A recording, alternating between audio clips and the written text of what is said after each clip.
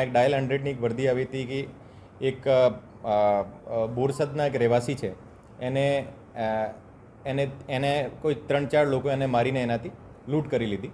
તો આ હાઈવે લૂંટની કેટેગરીમાં હતી અને ડીવાયએસપી વેજીટેબલ ઓફેન્સીસ છે. એને અમારી એલસીબી ડીવાયએસપીની ટીમ અને લોકલ ટીમ એ બધા એને આધારે ત્યાં જગ્યા ઉપર પહોંચ્યા હતા. ઓર જગ્યા જોઈને એમને ત્યાં ઘણી બધી વસ્તુ અહીંયા શંકાસ્પદ લાગી હતી.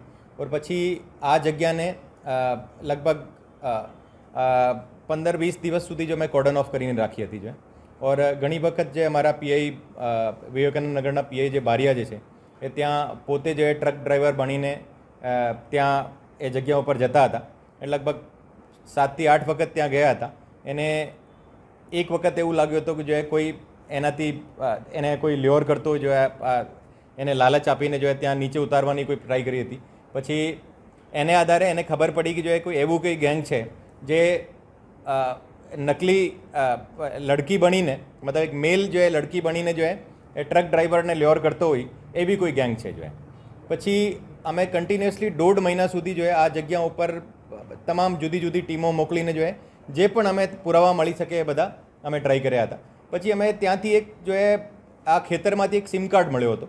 એને આ સિમ કાર્ડને જે ઓનર હતો, એ સિમ કાર્ડ જેને નામ હતો, એને ફોન કરતાં પોલીસને કહ્યું કે મારે સાથે એવો સેમ પ્રકારનો એક લૂંટનો બનાવ બન્યો હતો ઓર મારો ફોન જે છે આ જે ટોળકી છે આ લઈ ગઈ હતી. જો પછી આ ફોનને ટ્રેસ કરતાં અમે ખબર પડી કે જો આ ફોનને યુઝ કરનાર જો જેટલા જે સિમ કાર્ડ હતા એ સિમ કાર્ડના ઉપર ટેકનિકલ એનાલિસિસ કરીને જો અમે લગભગ 150 અરાઉન્ડ જો ટોટલ જે એને કોલ રેકોર્ડ કઢાવીને ફાઇનલી જો અમે એક આઈડેન્ટિફાઈ કર્યો હતો કે જો આ દેવળી ગામમાં જે કોઈ જગ્યાએ શંકાસ્પદ માણસ છે. મતલબ તો અમારી ટીમ ત્યાં પહોંચી ઓર ત્યાંથી 3 માણસો મળ્યા હતા.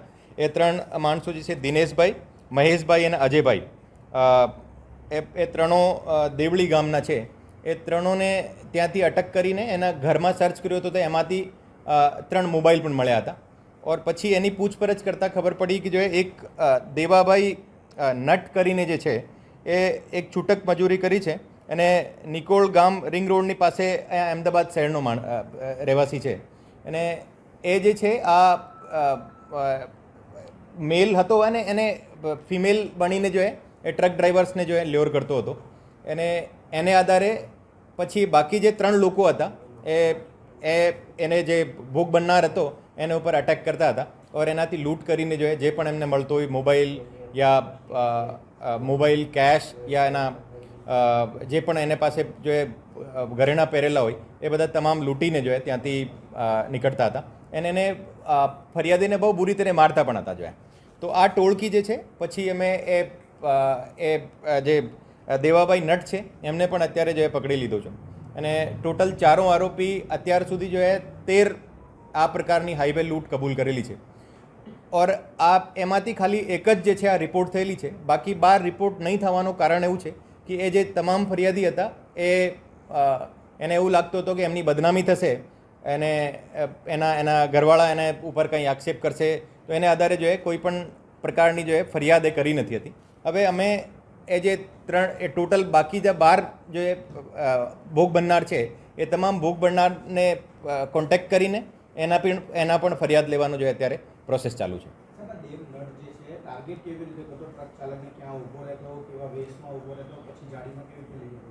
આ દેવ નટ જે છે એ ત્યાં ટોલ નાકો જે છે આપણો રામોલ ટોલ નાકો એનાથી લગભગ 500 મીટર ત્યાં ઊભો રહેતો હતો. એને હાથમાં ટોર્ચ રાખતો હતો અને આ ટોર્ચ જો એ ટ્રક ઉપર મારતો હતો. और એને આધારે ટ્રકવાળો આ ગાડી સ્લો કરતો અને પછી એને ઇશારો કરતો હતો और પછી ત્યાંથી જે નજીકની જગ્યામાં લઈ જઈને એને પછી જે બાકી 3 લોકો જો એને ઉપર અટેક કરતા હતા और એને પાસે જે પણ વસ્તુ હતી એને લૂંટ કરતા હતા.